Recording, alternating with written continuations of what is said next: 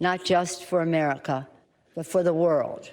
The veterans of that battle, who were there in their 90s, told us how after the war was won, the Europeans to whom they liberated would ask, "Why did you risk us? You don't know us, and give your lives to save us. We're not Americans." And our men would say, "We came here to fight for you, not because you are Americans, because we are Americans." As our beloved Chairman Elijah Cummings, an Oversight Committee Chair, our North Star, said when announcing his support for this action, quote, "When the history books are written about this tumultuous era, I want them to show that I was among those in the House of Representatives who stood up to lawlessness and tyranny."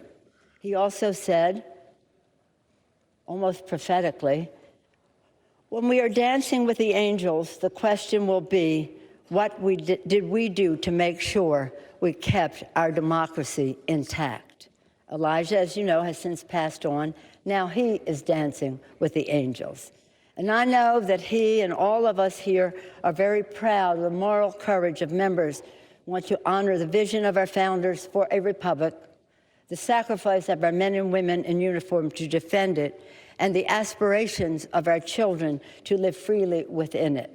Today, we are here to defend democracy for the people. May God bless America. I yield back the balance of my time. Extraordinary statement there from the Speaker of the House, Nancy Pelosi. Calling the president an ongoing threat to national security, she says he gave us no choice. We must move to impeach. Mary Bruce, the House Speaker, has been driving this process from the moment she decided in September the inquiry should begin. Georgia. And George, as we have been saying all morning, this is something that the Speaker does not relish. This is not a move that she was looking forward to or even wanted to make. But as she made very clear there, she feels the president gave her no choice. And she has also been very adamant this is a somber day. She has said she's feeling sad today. This is not a political victory. And now the ranking Republican on the House Judiciary Committee, Doug Collins. Of what date they would schedule it. Nothing else. In fact, how it even began to look even further was on September 24th. The Speaker announced an impeachment inquiry before even seeing the call transcript that we're going to hear so much about today.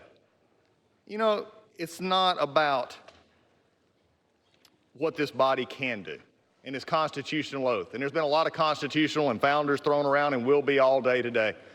But there's one thing that I will mention all along, and that is also the founders were very concerned about a partisan impeachment in which politics of the majority who have their strength can do what they want to do irregardless of any facts. In fact, I've said it before and I will say it again. I do not believe, no matter what was said today and even what has been said, this is not a solemn occasion. When you go looking for something for 3 years, and especially this year since January, you ought to be excited when you found it, but they can't, because I know what is now happening. It took me last night, but I was thinking about it. Why do we keep calling this a solemn occasion when you've been wanting to do this ever since the gentleman was elected? Mr. President came forward and did what he thought fit for the American people, but yet they wanted to impeach him. And see, it hit me. Now I know. The reason they wanted to is now they're realizing what I told them and have been telling them for the last few weeks, that the clock and the calendar are terrible masters. The clock and the calendar are terrible masters. They do not care about anything except getting the time done and the calendar fixed. They do not care about facts. They do not care about time. And one day the clock and the calendar will hang along this body in a very detrimental way. How do I know this?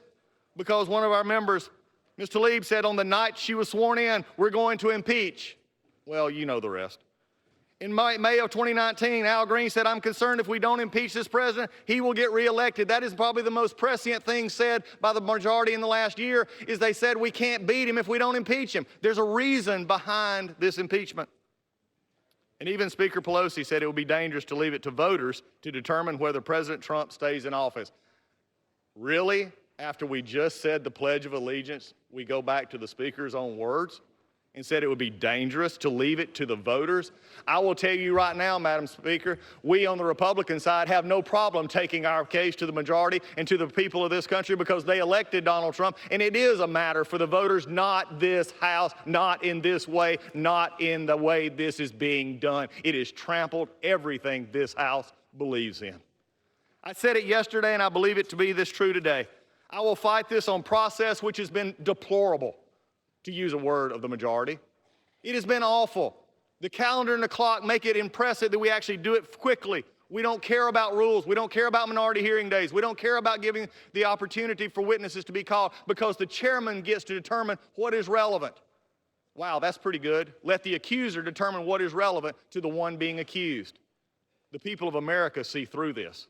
The people of America understand due process, and they understand when it is being trampled in the people's house. You see, it's also not a matter of process, which will be discussed today. It's a matter of actual facts. I will fight the facts all day long. Because what we found here today is a president who did not do as being charged. In fact, they had to go to abuse of power, this amorphous term that you're going to hear many, many arguments about how that abuse of power, except for one thing. The call